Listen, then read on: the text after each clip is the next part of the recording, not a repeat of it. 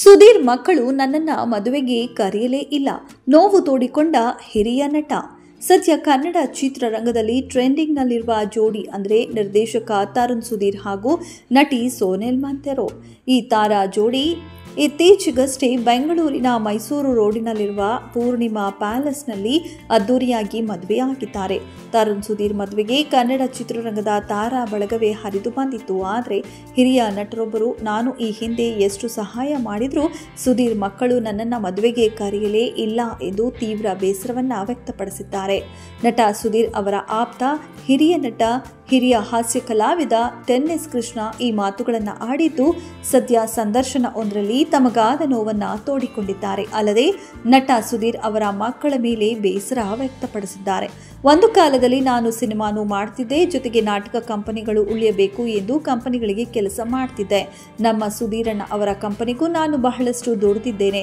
ಅವರು ಕೊಟ್ಟಷ್ಟು ಹಣ ತೆಗೆದುಕೊಂಡು ಕೆಲಸ ಮಾಡಿದ್ದೇನೆ ಎಂದು ನಾನು ಅವರ ಮುಂದೆ ಎಷ್ಟು ಬೇಕು ಅಂತ ಸಂಬಳದ ಬೇಡಿಕೆ ಇಟ್ಟಿಲ್ಲ.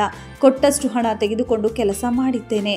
ಅವರ ಇಬ್ಬರು ಮಕ್ಕಳು ಕೂಡ ಈಗ ದೊಡ್ಡ ನಿರ್ದೇಶಕರಾಗಿದ್ದಾರೆ. ತುಂಬಾ ಖುಷಿ ಆಯಿತು.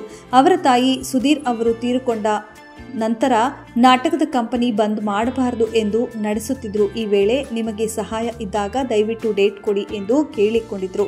ನಾನು ಕೂಡ ಒಪ್ಪಿಕೊಂಡಿದ್ದೆ. ಅಲ್ಲದೆ ನನ್ನ ಮಕ್ಕಳಿಗೆ ಯಾವುದಾದ್ರೂ ಸಿನಿಮಾ ಹೇಳಿ ಅಂದಿದ್ರು. ಅವರ ಮಾತಿಗೆ ಗೌರವ ಕೊಟ್ಟಿದ್ದೇನೆ ಎಂದರು.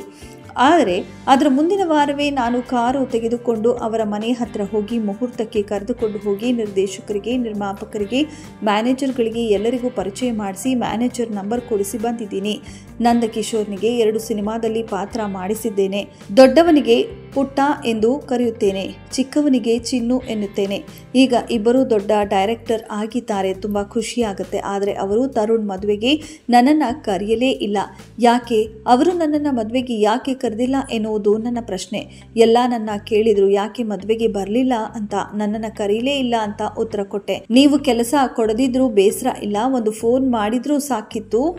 ನಮ್ಮ ಸಿನಿಮಾದಲ್ಲಿ ನಿಮಗೆ ಸರಿಹೊಂದುವ ಪಾತ್ರ ಇಲ್ಲ, ತಪ್ಪಾಗಿ ತಿಳಿಬೇಡಿ, ಮದುವೆಗೆ ಬನ್ನಿ ಎಂದಿದ್ರೆ ಖಂಡಿತ ಬರುತ್ತಿದ್ದೆ ಎಂದು ಟೆನ್ನಿಸ್ ಕೃಷ್ಣ ಸದ್ಯ ಬೇಸರವನ್ನ ತೋಡಿಕೊಂಡಿದ್ದಾರೆ. ಇದೆಷ್ಟು ಈ ಹೊತ್ತಿನ ಸುದ್ದಿ. ಮತ್ತಷ್ಟು ಸುದ್ದಿಗಳಿಗಾಗಿ ನೋಡ್ತಾ ಇರಿ ಸಿರಿ ಟಿವಿ.